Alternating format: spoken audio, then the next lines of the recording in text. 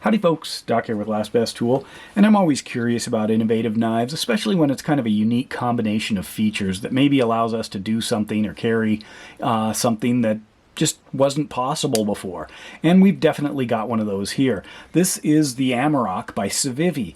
Now the knife designer, Tony Sentmanat, is a well-known martial arts instructor, motivational speaker, combat veteran, police, SWAT, dangerous fugitive recovery. I mean, you name it, he's done it.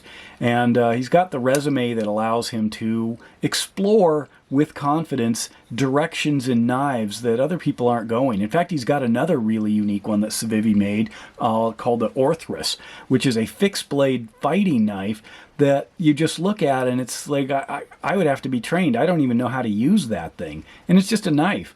But anyway, this one is actually both a survival knife and a fighting knife. That's according to Tony, and I would like to add a utility knife because that is just a really dynamic utility blade. Now this knife does have a bite to it, so be a little careful. Ask me how I know. But it does have some features that, well, let's take a spin around it so we can see. Because you might notice it is a little bit different. Now, first of all, this is obviously a big finger ring on the end. We've got a stainless steel liner here, and that is a glass breaker on the far end, but it's not a sharp one. It's not going to interfere with anything, not going to mess up your hand if you bump into it like some. It's got a reversible pocket clip, but only in the tip-up configuration, and that's essential because of a deployment method here. Now, it came with the pocket clip on this side, which actually mirrors how a pocket clip would be on a crambit blade like this, and that's for deployment when you exit the pocket. I reversed it because I think it's more a utility knife, at least in my world. In fact, just look at the amount of meat up on the front end of this thing. That is definitely something that you can do some work with. Of course, it also has that fighting capability, should that be something you're interested in. Keep going around here. We've got aluminum scales on these stainless steel truss kind of, skeletonized truss liners. It uses a button lock and the standard caged ceramic bearings that Civivi uses. It does have a very generous, very effective flipping lever right there. It's got jimping on the lever, and it has jimping on the back of the blade here. It has what they're calling a gut hook.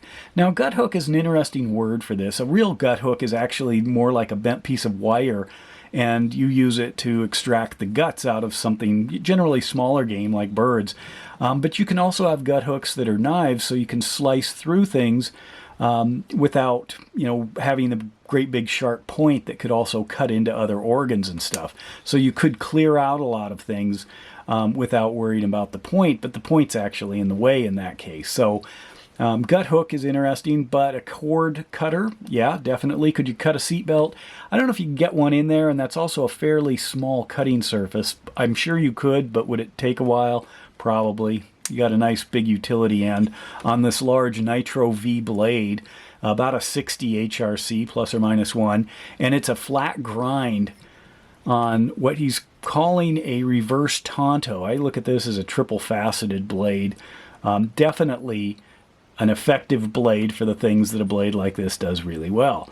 You might notice that unique little, well, is that a thumb flicker? Sure, absolutely. Works gloriously for that. In fact, better than a lot of traditional thumb studs.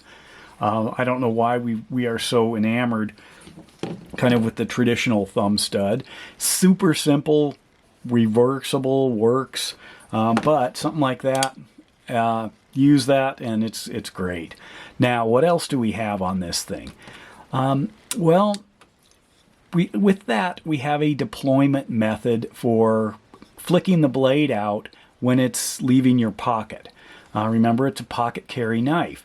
If you reverse this, so if this is on the inside of the pocket, and you'd have the pocket clip on this side, it's possible to catch this on the edge of your pocket and then it would flip out. That's the kind of usual crambit kind of deployment. This catches and flicks out. So you could do that. I imagine it's probably even reversible. However, I think it's quite functional as a thumb flipper right there, or a thumb stud. Your call. Plenty of things you can do here, and it probably offers some protection against any ability to accidentally get something down into that gut hook that's unintended, especially since it's far up on the blade. A lot of gut hooks on blades are usually down near the end, and that's more for control. On this one, and this is where you got to be kind of careful, is you've got an incredibly sharp blade here and a gut hook on this side, and it would be very easy to be using that gut hook and somehow get your skin in front of that blade. That's possible. As far as the glass breaker, big solid handle, however you want. It doesn't have a carbide tip. That's just the stainless steel into that point. Probably plenty good to break something out. Not everything in the world is reinforced safety glass, or tempered. And then you've got a deep carry, well, sort of, except for the ring. I actually carried this quite a bit and didn't find that ring to be a problem, and it's a nice clean deployment. Unfortunately, I can't easily deploy it with my little finger. I'm worried I might catch it wrong and break my finger or something if it doesn't come out. But it easily fits into your hand, and then you've also got the finger grooves here, so it is a natural fit, even though it's a fairly small knife. It is about 4 ounces, so there's that. And the overall length of that blade is not, depending on where you want to measure it, not all that big. In fact, it's around 2 inches if you look. Maybe I'll stick that there. You can see a little over 2 inches. For the blade actually, it's about 2. So 2¼ to 2½, depending on where you measure it. Pretty small blade. It definitely has a good solid feel, and I do like that Civivi is working with some of these military operator types like Kyle Lamb, who did this Modern Hunter. They're just able to do things in a way that maybe some of the other knife manufacturers can't, simply because of the run-up. I mean, if you said, okay, let's make something like this and see if it sells, the price on this is going to be about $90 street value, or street price. So how many are going to sell? Who's going to want it? Frankly, I'm impressed with the thing, but I wouldn't call it an amateur knife, and that's because of the design. If you look at these, the reason I say it's a utility, you can do utility work. You got a good solid tip up here. You've got almost that razor kind of box cutter corner that you can get into things, except this is way stronger.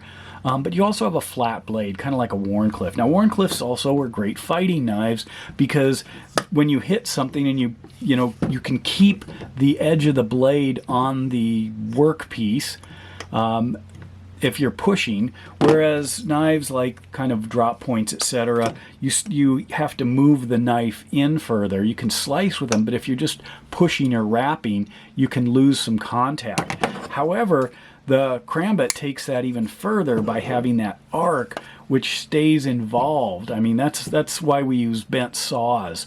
If you have like a utility saw and it's got a curved blade, it's because it stays on the workpiece throughout, where something that's straight, you can lose contact, but not as easily as if it's got a tip, where you could pull off and not have that contact on the workpiece anymore. As far as fit, finish, feel, classic Civivi, excellent. For a $100 knife, comes in black and in this what I'm calling wolf gray, and this is also one of their new knives this month. So brand new, should be available probably today. I think it's out there. Anyway, the innovation here is just, to me, exciting. I mean, it's just a wonderful expression of a combination type knife. The reason it is a survival knife, but I think you might have a little bit more trouble carving out a shelter with a straight blade, but boy, does it carve like a chisel. But there are some limitations with that kind of a straight blade, namely, if getting it flat up against something is a little bit more difficult. Hitting on the edge, if that's the thing you want to do.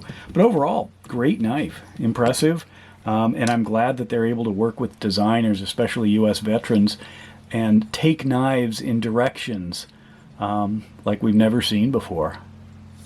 So good on Civivi for doing that, and good on Tony for designing something and not worried if we get it right away or not. Because this one, this this Amarok, this wolf, folkloric wolf, the more I carry it, the more I respect it.